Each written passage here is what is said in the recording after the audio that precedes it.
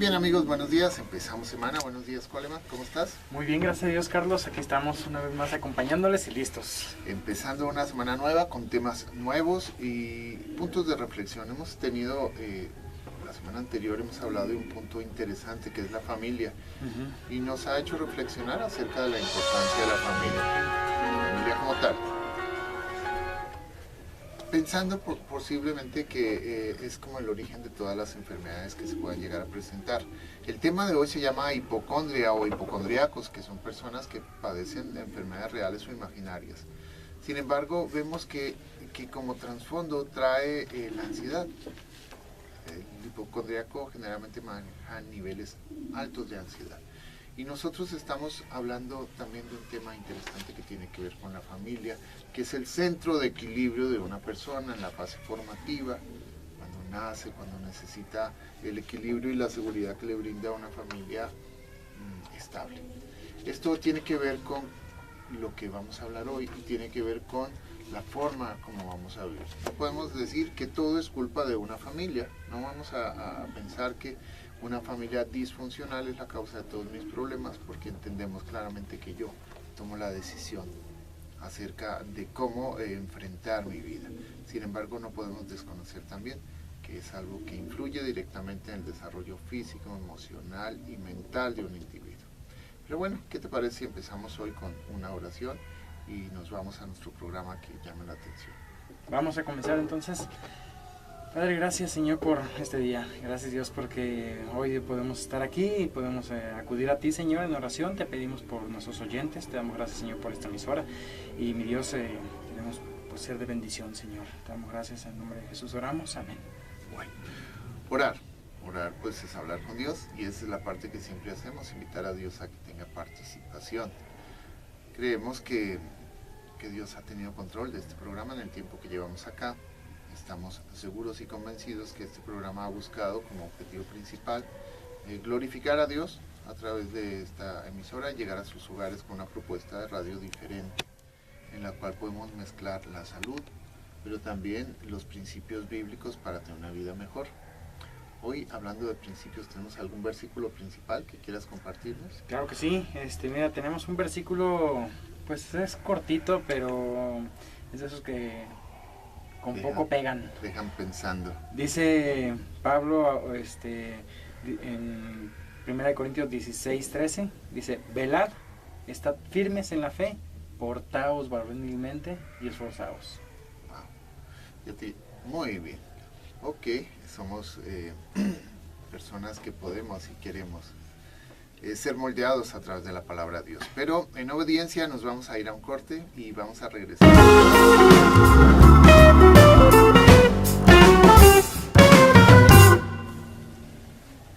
Muy bien, estamos de regreso amigos, ya hablando aquí atrás de cámaras, atrás del micrófono con Coleman acerca de nuestro tema de hoy, que sigue siendo la familia y que ha sido un tema interesante. Y yo creo que nos van a tomar varios programas porque estamos hablando de la familia, pero comenzando con el varón. Hablaremos de la mujer, hablaremos de los jóvenes, hablaremos pues, de cada una de las partes importantes de la familia. En la resolución de conflictos dentro de la familia, generalmente tenemos que ir a la cabeza directamente, en este caso al varón. Y si nosotros estamos hablando o vamos a hablar de familia, vamos a hablar de la cabeza o el encargado o la persona responsable ante Dios por el hogar. Parece que hemos olvidado que es el varón en quien recae toda la responsabilidad de dar cuentas ante Dios por lo que se le ha dado, una esposa y unos hijos. Y a veces el varón es el que busca menos responsabilidad en estas cosas, ¿no? Y a veces el que más las esquiva y más culpa a otros. Sí. Cuando decías portados varonilmente, creo que a eso hacía referencia, ¿no? Exactamente. A asumir la responsabilidad de varón en un hogar y por supuesto entender claramente el concepto de un liderazgo masculino, que es a veces complicado porque también entendemos que Dios ha puesto en contraparte o como más bien como ayuda, ¿no? En contraparte a la mujer, quien es muy inteligente, quien tiene capacidades extraordinarias, es un ser extraordinario la mujer y entonces ella también quiere tener el control de las cosas dentro de un hogar. Y esto es un tema interesante porque no estamos diciendo que la mujer tenga que obedecer ciegamente al hombre, que tenga que ser sometida en su voluntad hacia el varón, sino que la mujer pueda hallarse como un complemento en esta empresa importante que Dios ha creado, que es la familia. Y eso cambia un poquito el concepto. Yo voy a hablar hoy de un tema que es interesante. ¿Has escuchado hablar de las personas cuando le dicen, oye, yo creo que tú eres hipocondríaco? Pues sí, mucho. El hipocondríaco es esa persona que cree que tiene enfermedades graves y que sus síntomas muchas veces son reales y en la mayor parte de los casos son psicológicos. El hipocondríaco entonces es un trastorno de la personalidad más que una enfermedad física, en la cual está acompañada la ansiedad. Generalmente los estados de ansiedad son los que vienen como común denominador y desarrollan todo ese cuadro de la enfermedad que se llama hipocondria. Cuando una persona está muy interesada en estos aspectos de salud, generalmente conoce de medicina, siente sintomatología compleja en términos de una enfermedad, reconoce su frecuencia cardíaca, intensifica las sensaciones, sabe cuáles cosas particularmente le convienen, no le convienen, sabe de la presión arterial, conoce los niveles de azúcar, y eso no está mal, el tener conocimiento, pero el tener una obsesión en términos de todo esto es lo que genera una conducta anormal. Intensificar los síntomas es estar pendiente. Si alguna vez siente una comezón, inmediatamente lo asocia con una dermatitis. Conoce específicamente que pueden ser problemas alérgicos, piensa que puede ser una infección, está esperando que se desarrolle un cuadro. Son esas personas cuyo tema central de conversación son sus pruebas de laboratorio, sus exámenes, los medicamentos que está tomando, toda la sintomatología que tiene. Si tú le dices que te duele la cabeza, ella ha tenido un dolor de cabeza más intenso que el tuyo. Sus dolores de cabeza los conoce, pero los asocia con otras patologías, y fíjese que siempre ese factor desencadenante genera ansiedad. La ansiedad de la mano con el miedo a padecer una enfermedad grave, tener un cáncer, tener enfermedades mortales.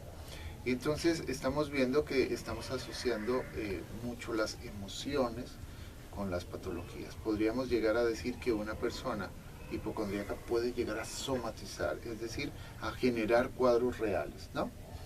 Algunos dicen, me voy a infartar, y pueden desarrollar realmente toda la sintomatología de un infarto, dolor en el pecho, sensaciones alteradas en cuanto a la presión arterial, su frecuencia cardíaca, y desarrollar un cuadro, es decir, pueden generar un dolor de cabeza, pueden generar un dolor opresivo en el pecho, pueden generar una enfermedad solamente con ese temor a padecerlo. Así que una persona con este padecimiento, la hipocondria, o una persona que puede desarrollar un carácter de hipocondríaco, es una persona que realmente sufre y necesita ayuda. ¿Conoces a alguna persona de ese tipo? Lo que sería bueno saber es cómo identificarlo, porque puede ser que sí conozca algunas, pero hay veces que como familiares, a mí por ejemplo, yo pensaría quizás en una ancianita que conocí que siempre estaba enferma y los familiares no la creían. Entonces, ¿hasta dónde? Porque llegaba gente y decía, sí está enferma, y otros que no. Entonces, ¿cómo identificar realmente, tú como doctor, a alguien que sus síntomas son genuinos, a alguien que es hipocondríaco? Casi que estarían esperando decir, me morí, si ven que yo sí tenía algo, estaba enferma de algo. Es simpático porque las personas que padecen de esta enfermedad generalmente han sido evaluadas clínicamente y no se les ha encontrado nada. Se les han hecho exámenes de laboratorio, todo tipo de exámenes, convencionales y no convencionales. Son personas que han visitado muchos doctores, en los que han depositado su confianza y no han entendido, porque si es una enfermedad de alguna u otra forma tendríamos que tratarla como tal. Si tú ves que ya tienes toda una serie de exámenes de laboratorio, clínicos, paraclínicos, consultas con especialistas y no tienes nada, tendríamos que ver que el problema no tiene un trasfondo físico, sino más bien un trasfondo psicológico. encontramos en estas personas muchas patologías creadas y bien documentadas por parte de ellos, pero no sustentadas por exámenes de laboratorio.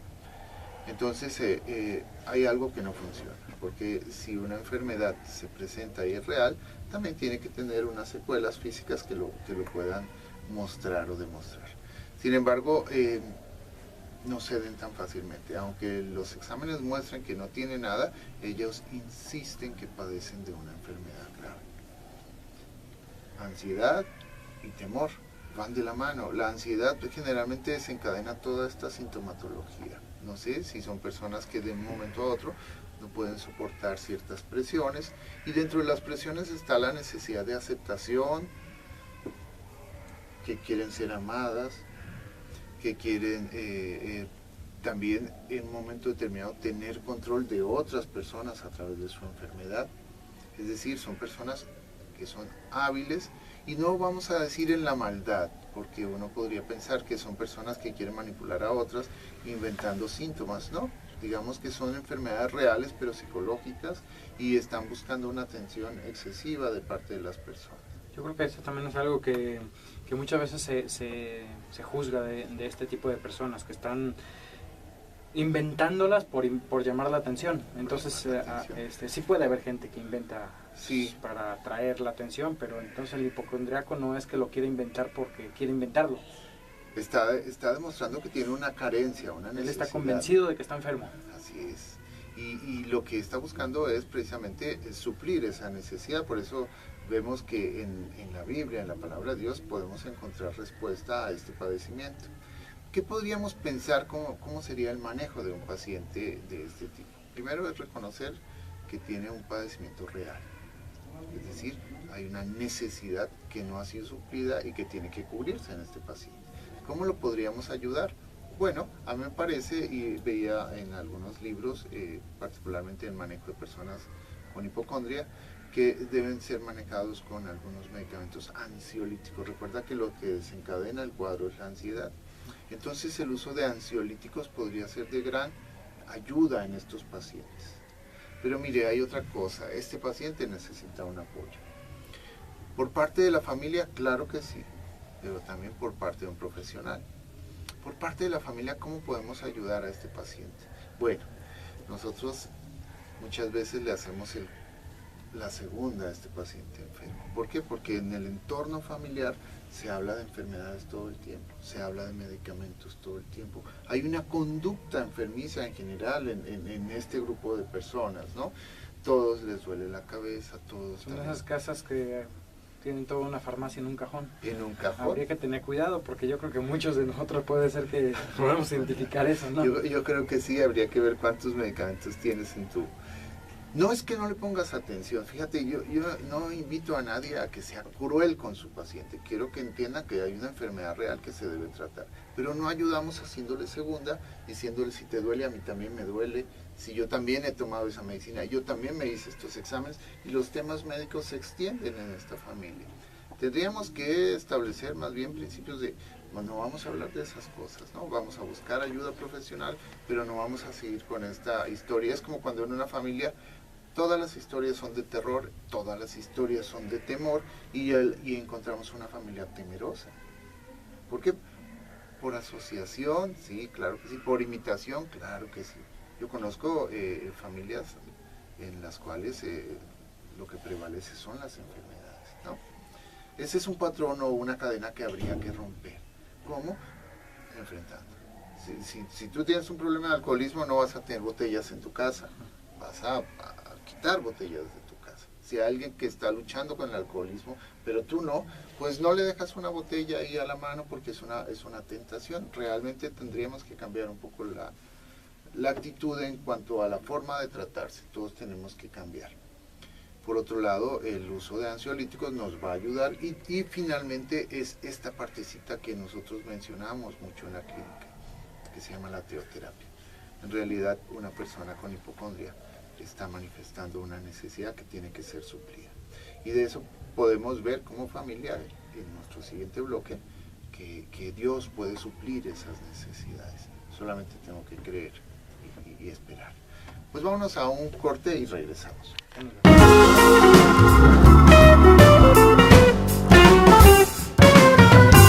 Muy bien amigos, pues ya estamos de regreso y vamos a continuar con este tema que nos tiene picados, la familia, Coleman. ¿Qué hay que decir acerca de la familia? Bueno, estábamos hablando el programa pasado acerca de... Empezamos con el tema de la familia y tocando los integrantes de la familia y sus responsabilidades. Yo creo que es bien importante eso, entender cuáles son las responsabilidades y entender las diferencias que hay también. Por ejemplo, hoy en día se habla mucho acerca de lo que es la identidad de sexo, de género. ¿Qué significa esto de la identidad de género? Significa que finalmente el que define qué eres tú mismo. Pero yo quisiera colocar en este punto lo que es la posición de la Biblia. No estamos en una campaña política o algo así, pero sino que tenemos el deber de anunciar lo que la Biblia dice. La identidad de género no proviene de la persona, no proviene de lo que yo quiera o decida o sienta, proviene de Dios. El hecho de que Dios me hizo como soy. Hay cosas que yo no puedo cambiar y una de ellas que no puedo cambiar es el sexo que Dios me dio, si nací hombre o nací mujer. En este tema yo creo que sí hay mucha confusión. Es verdad que hay gente que tiene problemas familiares o pueden ser psicológicos o pueden ser muchas aún cuestiones hormonales que afecten su conducta. Y creo que cada caso tendría que ser analizado. Pero bueno, el tema hoy no es precisamente por ahí. Más bien lo que quiero yo hablar es acerca de la identidad del varón y que asuma esa identidad. Y la creencia de cómo debería ser un hombre y cómo debería ser una mujer afecta muchísimo la sociedad en la cual vivimos. Afecta desde la formación de nuestros hijos hasta el éxito de nuestros matrimonios y de nuestras familias. Hoy en día hay muchos intentos por anular esas diferencias de sexo. Entiendo, por ejemplo, la Biblia habla acerca de que tanto hombre como mujer ante los ojos de Dios somos iguales, no en un sentido de que no haya diferencias, sino en un sentido de igualdad ante sus ojos. Somos iguales en posición, somos iguales en que los dos somos igualmente valiosos para Él. Es decir, hablando en cuanto al costo que para Dios tuvo la creación y la redención del hombre, tanto tuvo que morir Cristo por una mujer, tanto tuvo que morir Cristo por un hombre. Somos igualmente necesitados de ese sacrificio e igualmente los dos somos salvos en la misma manera. Pero hoy en día en la sociedad en que vivimos esas diferencias se tratan de hacer desaparecer. La pregunta pues sería que entramos aquí es si son diferentes el hombre y la mujer. Cada vez se niegan más, hasta el punto de que hoy se están negando o se tratan de disimular incluso las diferencias físicas del hombre y de la mujer. Si bien, como decía yo, hombres y mujeres son iguales ante Dios, fueron creados para ser distintos. En esto hablamos de cómo debe ser el hombre entonces. Y si preguntamos, bueno, ¿cómo tiene que ser un hombre?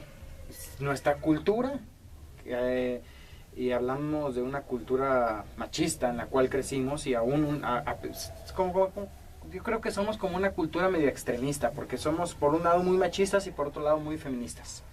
Se exalta muchísimo el papel de la mujer, se exalta muchísimo el papel del hombre, pero creo que se hace de una manera equivocada ambos, en lugar de haber un equilibrio. Hoy se dice del hombre que el hombre tiene que ser pues, un hombre, que hablamos de un macho, es el típico personaje mexicano, el macho. A veces pensamos en que el hombre tiene que ser deportista. No creo que sea malo ser deportista, pero el hombre, para ser hombre, tiene que ser deportista. Algunos dicen, no, es que yo quiero dicen las chicas, no, yo quiero un hombre sensible, yo quiero un hombre seguro, romántico, líder, un hombre que sea rico, no puede faltar la billetera llena, ¿verdad? Un hombre, hay quienes dicen, no, yo quiero que el hombre sea humilde. Dicen que eso ayuda. ¿Cómo ayuda, verdad, el dinero? Sí. Pero eso es lo que define al hombre. Hoy se dice mucho, ¿no? Entre las jóvenes dicen, no, es que para que seas hombre tienes que tener experiencia sexual. Hasta que no tuviste una experiencia sexual, no eres hombre. Y ya tienes que hacerte hombre. Y definen muchas de esas cosas, pero ¿qué es realmente un hombre? Creo que el tema nos va a dar para este y para otro programa posiblemente, porque quisiera hoy hablar acerca de estas causas que afectan el concepto de la masculinidad, y quizás en el siguiente programa veamos las características de la verdadera masculinidad. Por cierto, quisiera mencionar que lo que estoy hablando ahorita es de un libro de John MacArthur que se llama Piense conforme a la Biblia. En el capítulo 8 se llama Varones de Dios, o la masculinidad cristiana. Entonces les invito a que vean, que lo busquen. Vale la pena ese libro. ¿Qué afecta el concepto de la masculinidad? En primer lugar, la maldad. La Biblia enseña que todos los hombres hemos pecado, estamos separados de Dios, y nuestros conceptos de Dios y aún del hombre han sido afectados. Adán, al ser creado, el primer hombre, al ser creado fue el resumen de la verdadera masculinidad, lo que Dios quería de un hombre. Pero el pecado y la corrupción afectó su alma, su espíritu, su cuerpo. La masculinidad misma fue afectada. La identidad sexual, los valores. Y fue todo esto de los valores, fue una de las áreas más afectadas. Por ejemplo, si nosotros vemos algunos de los primeros pecados del ser humano, encontramos muy pronto en el libro del Génesis, el primer libro de la Biblia que habla de la creación y de los primeros hombres, encontramos bigamia, pecados de desviaciones sexuales como homosexualidad y lesbianismo. Encontramos el primer fratricidio, es famoso este primer fratricidio. ¿Recuerdas que Caín mató a su hermano Abel? Su hermano. Entonces, los primeros capítulos de la Biblia, ni siquiera hay que ir muy lejos. No hay que ir muy lejos. Encuentra uno cómo el ser humano se vio afectado y comenzó entonces a distorsionarse el plan original que Dios tenía. Mira, Dios ha dado libertad al hombre, de modo que de alguna manera Dios ha dicho: quieres ser lo que quieras hacer, adelante, pero va a haber consecuencias. Entonces, yo entiendo que el hombre tiene libre albedrío, que el hombre tiene la libertad para elegir. Entonces, ¿puede un hombre hoy tener libertad para decidir comportarse afeminadamente? Tiene la libertad, pero la realidad es que hay consecuencias, y hay consecuencias. Si nosotros analizamos, hay consecuencias en muchas áreas, físicas, morales, espirituales, en el área de salud. Hemos hablado en varios programas cómo tener un mal estilo de vida afecta tu vida, afecta tu salud. Otra cosa que ha afectado mucho el concepto de la masculinidad es la pérdida de absolutos. Hoy en día no hay absolutos. Todo es relativo. Pero eso, o sea, si te das cuenta, es esa frase carece de valor. ¿Por qué? Porque con un absoluto pretendes decir que no hay absolutos. O sea, si no hay absolutos, no puedes decir que todo es relativo, porque eso es un absoluto. ¿Me explico? Sí. Es decir, no puedo yo defender una postura con un argumento que tiene una falla, una falacia. No hay absolutos, todo es relativo. Estoy utilizando un absoluto para tratar de decir que no hay absolutos, y no funciona. El relativismo, la filosofía de hoy en día, es como decir lo que es bueno para ti, lo que es ser un hombre para ti no es para mí ser un hombre.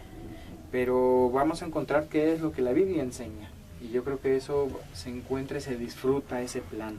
La creencia de que solamente yo sé lo que es mejor para mí está basada en el egoísmo, en la autocomplacencia.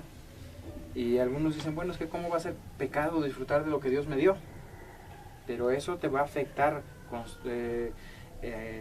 Muchas cosas que Dios nos las da para disfrutarlas dentro de su plan, dentro de su proyecto.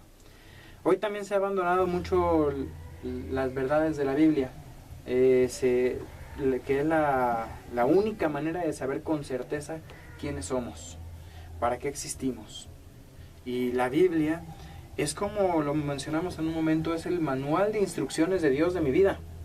Entonces, si yo quiero saber cómo funciono, qué soy, para qué fui diseñado, tengo que ir a la Biblia. Yo les invito, la Biblia es un libro muy amplio, muy asombroso, pero no es complicado de leer. Si nunca has leído la Biblia, toma y empieza a leer el Nuevo Testamento. Comienza por la vida de Jesucristo, para que te sea más fácil y te vayas familiarizando, pero léela. ¿Qué sucede con todo esto? Dice Proverbios 14:12, que hay camino que al hombre le parece derecho, pero su fin es camino de muerte. Consecuencias. ¿Qué sucede con los hombres que han perdido su identidad? Hay depresión y abandono de la responsabilidad del varón. Por ejemplo, la industrialización ha sacado al hombre de la casa, lo ha llevado a la oficina, lo ha llevado al trabajo, donde el hombre sale muy de mañana, regresa muy tarde y apenas puede ver a sus hijos. No es malo trabajar, pero entendamos la importancia que es que el varón tenga presencia en el hogar. Y si tú eres un hombre que por tu trabajo tienes que estar mucho tiempo ausente en casa, busca tus tiempos y dale tiempo de calidad a tu familia, que lo necesitan. Esto, el hecho de sacar al varón de la casa, coloca un modelo puramente femenino en la casa. Entonces necesitamos que el varón haga presencia y cumpla su responsabilidad. Hay carencia de liderazgo espiritual del varón en casa. La mujer normalmente es la que lleva a los hijos a la iglesia. Es normalmente la mujer, dicen que la religión es para niños y para mujeres. Y para pobres. Y para pobres. Y para los viejitos que ya... Entonces, ya están presintiendo. Pero ¿qué pasa con el varón joven, el que es cabeza de familia? Parece ser que está ausente. También encontramos que hay carencia de liderazgo. Ya no hay liderazgo espiritual. Y además de esto, lo más terrible yo creo que es el negar el género propio y tratar de adoptar otro. Creo que las consecuencias son muy importantes, muy graves, y a mí me gustaría hoy terminar con eso, pero en el próximo programa ver las características. O sea, ¿qué dice la Biblia acerca de un verdadero hombre? ¿Cómo es un hombre? Y pues por hoy terminamos aquí. Hoy terminamos, el tema es interesante y deja mucho para pensar. No tenemos una intención diferente a mostrarles una perspectiva bíblica en amor y solamente defendiendo los principios de Dios. Amigos, les invitamos a que regresen nuevamente con nosotros el día miércoles. Los esperamos 10 de la mañana en su programa Vida Plena. Que tengan un lindo fin de semana. ¿Hay canción? Te vamos a escuchar la canción de Todo lo pagó de Jonathan y Sara Jerez. Entonces les invito, es una hermosa canción basada en un himno pues de hace bastante tiempo, pero arreglado. Moderno. Amigos, no dejen de escuchar.